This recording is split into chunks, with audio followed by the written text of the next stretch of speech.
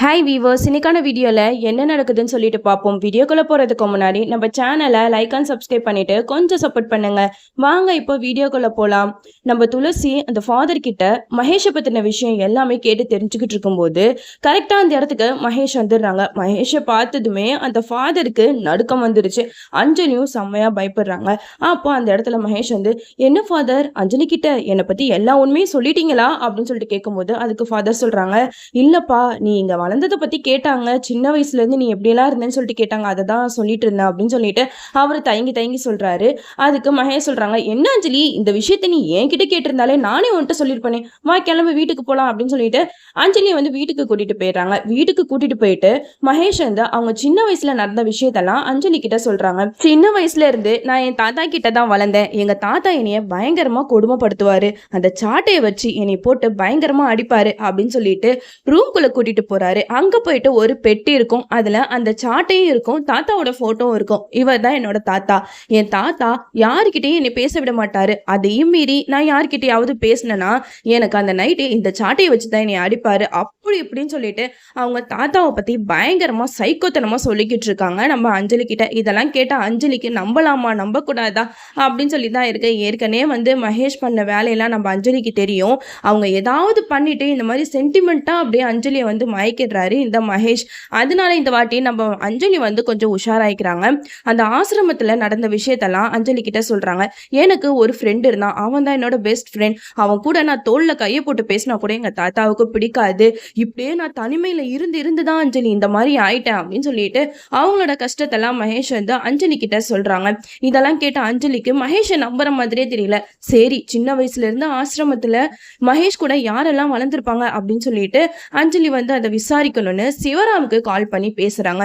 அப்பா, நீங்க முருகனை தத்தெடுத்தீங்கல்ல, அந்த ஆசிரமத்துல முருகனோட ஃப்ரெண்ட்ஸ் போட்டோலாம் இருக்கும்லப்பா, அந்த போட்டோவை கொஞ்சம் எடுத்து வைக்கிறீங்களா அப்படின்னு சொல்லிட்டு அஞ்சலி வந்து மகேஷ் தூங்கும் போது சிவராமுக்கு கால் பண்ணி பேசிக்கிட்டு இருக்காங்க. அதனால நம்ம எடுத்துருவோம், எதுக்காக நீ திடீர்னு இந்த மாதிரி எல்லாம் பேசிக்கிட்டு இருக்க அப்படின்னு சொல்ல அதுக்கு அஞ்சலி சொல்றாங்க, இல்லப்பா, முருகன் அண்ணனுக்கு பர்த்டே வருதுல, அதனால அவங்க சின்ன வயசுல யாரெல்லாம் அவங்க கூட ஆசிரமத்துல வளர்ந்தாங்களோ அவங்களெல்லாம் கூட்டிட்டு வந்து சர்ப்ரைஸ் கொடுக்கலாம் தான் நான் இந்த மாதிரி பண்றேன் அப்படின்னு சொல்றாங்க நம்ம அஞ்சலி. இதெல்லாம் கேட்ட சிவராமனும் ஓகேன்னு சொல்லிடுறாங்க. இந்த சைடு நம்ம அஞ்சலி வந்து மகேஷை பார்த்து சொல்லிக்கிட்டு இருக்காங்க, சாரி மகேஷ், இனிமேட்டும் நீ கிட்ட என்ன மாதிரி சிம்பத்தி கிரியேட் பண்ணி பேசினாலும் சரி, அதை நான் நம்ப மாட்டேன்.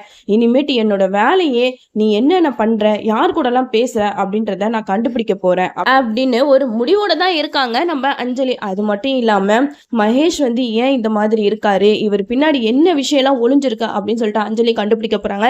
அந்த சீக்ரெட் ரூம்குள்ள இருக்கிற மகேஷோட அம்மாவையும் சீக்கிரமா நம்ம அஞ்சலி காப்பாற்றணும், அப்பதான் சூப்பரா இருக்கும். இன்னும் அந்த மகேஷோட அம்மா வெளியில வந்து மகேஷை பத்தின நிறைய விஷயங்கள் சொன்னாதான் நம்ம அஞ்சலிக்கு மகேஷை பத்தின முழு விவரமும் தெரியும். இந்த சைடு வந்து தியாவை கூட்டிட்டு போறதுக்காக தியாவோட அத்தை மோனிகா, ஜெகன் இவங்க 2 பேருமே போலீஸை கூப்பிட்டு வராங்க.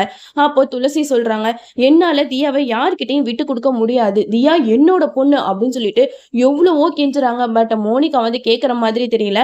போலீஸ் கிட்ட எல்லாம் சொல்றாங்க, இங்க பாருங்க சார், இவங்க வந்து என் அண்ணன் பொண்ணை கூட்டிட்டு வந்துட்டாங்க, இவங்க இப்பதான் கல்யாணம் பண்ணியிருக்காங்க, எப்படி சார் என் அண்ணன் பொண்ணை இவங்க நல்லா பாத்துக்க முடியும், அவங்களுக்குன்னு குழந்தை வந்துட்டா கண்டிப்பா தியாவை விட்டுருவாங்க, என் கூடயே என்னோட அண்ணன் பொண்ணு வளரட்டும், என் கூட தயவு செஞ்சு அமுச்சு வச்சிட சொல்லுங்க அப்படின்னு சொல்லிட்டு போலீஸ் கிட்ட கேட்க அது கேட்ட போலீஸும் தியாவை பிடிச்சி மோனிகா கிட்ட கொடுத்துடுறாங்க. மோனிகா, ஜெகன் 2 பேருமே தியாவை கதற அவங்க வீட்டுக்கு கூட்டிட்டு போயிடுறாங்க. அங்க போயிட்டு தியாவுக்கு துளசி இல்லாம இருக்கவே முடியல, எனக்கு துளசி அம்மா வேணும்னு சொல்லிட்டு ரொம்பவே கெஞ்சிக்கிட்டு இருக்காங்க.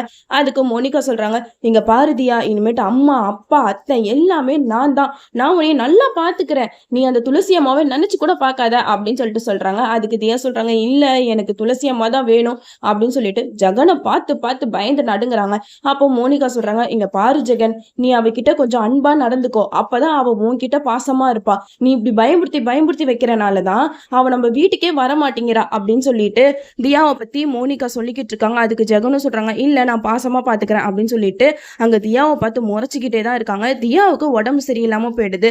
அதனால ஹாஸ்பிட்டல் போய்கிட்டு வந்து அங்க சிரப்லாம் வாங்கி குடிக்க சொல்றாங்க. அப்போ தியா வந்து, இல்ல நான் குடிக்க மாட்டேன், நான் துளசி அம்மா கிட்ட போகணும்னு சொல்லிட்டு அழுதுகிட்டு இருக்கும்போது ஜெகன் வந்து தியாவோட கையை பிடிச்சு ஒரு மாதிரி முறுக்குறாங்க. உடனே தியாவும் அந்த சிறப்பை குடிச்சிடுறாங்க. நம்ம துளசி வந்து நைட்டெல்லாம் தூங்காம தியாவை பத்தி நினைச்சுக்கிட்டே இருக்காங்க. விறுவிறுன்னு அவங்க அம்மா வீட்டுக்கு போயிட்டு இது மாதிரி நடந்த விஷயம் எல்லாத்தையுமே லக்ஷ்மி கிட்ட சொல்றாங்க.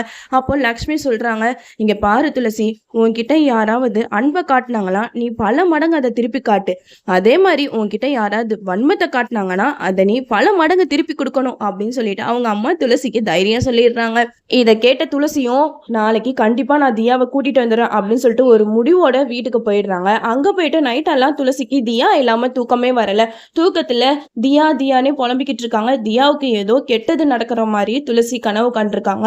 உடனே தூக்கத்துல இருந்து எந்திரிச்சு தியா தியா உனக்கு என்னாச்சு என்னாச்சு அப்படின்னு சொல்லிட்டு கேட்கும்போது வெற்றியும் எந்திரிடுறாங்க. வெற்றி அப்பதான் புரிஞ்சுக்கிறாங்க துளசினால தியா இல்லாம இருக்க முடியல போல, பேசாம நம்ம துளசியை கூட்டிட்டு போயிட்டு தியாவை கூட்டிட்டு வந்துட வேண்டியதான் அப்படின்னு சொல்லிட்டு வெற்றி முடிவெடுக்கிறாங்க.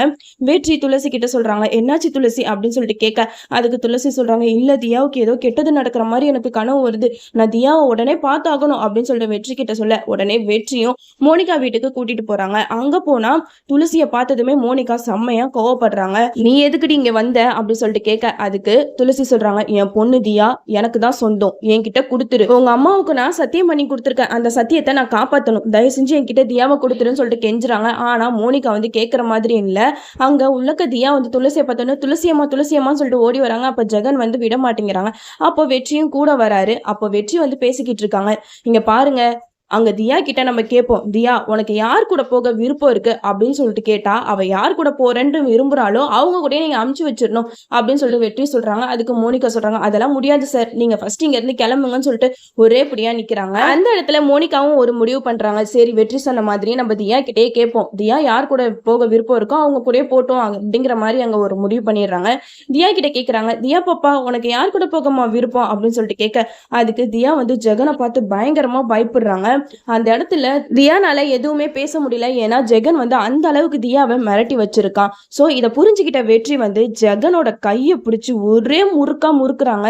நீ என்னடா பண்ணி வச்சிருக்க பிள்ளைக்கு உடம்பு சரியில்லை, என்ன பயன்படுத்தி வச்சிருக்க அப்படின்னு சொல்லிட்டு கேட்க அதுக்கு மோனிகா சொல்றாங்க நீங்க பாருங்க அவளுக்கு ஃபீவர், நாங்களும் ஹாஸ்பிட்டல் கூட்டிட்டு போயிட்டு வந்து சிரப்லாம் வாங்கி கொடுத்துட்டோம், இதுக்கப்புறம் என்ன பண்ணணும் அப்படின்னு சொல்லிட்டு கேட்க அதுக்கு வெற்றி சொல்றாங்க அவ வாயால சொல்லுவா, நீங்க எங்க கூட அமுச்சு வச்சிருங்க அப்படின்னு சொல்லும் போது தியா சொல்றாங்க எனக்கு துளசி அம்மா கூட தான் போகணும் அப்படின்னு சொன்னதுமே அந்த இடத்துல ரெண்டு பேருக்குமே ஆடி போயிடுச்சு மூஞ்சில. அப்போ ஜெகன் வந்து மோனிகாவை பார்த்து பயங்கரமா முறைக்கிறாங்க.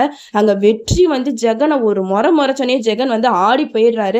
அந்த இடத்துல மோனிகாவும் சொல்றாங்க பேசாம அவங்க கூட அமுச்சு வச்சிருங்க அப்படின்னு சொல்ல உடனே ஜெகனும் சரி கூட்டிட்டு போய் தொலைங்க அப்படிங்கிற மாதிரி அங்க தியாவை வந்து கூட்டிட்டு வந்துடுறாங்க. நம்ம துளசிக்கு சந்தோஷம் தாங்க முடியல. ஏன்னா நம்ம வெற்றி வந்தனாலதான் அந்த இடத்துல ஜெகனை ஒரு வழி பண்ணி அங்க இருந்து தியாவை நம்மளால கூட்டிட்டு வர முடிஞ்சிச்சு.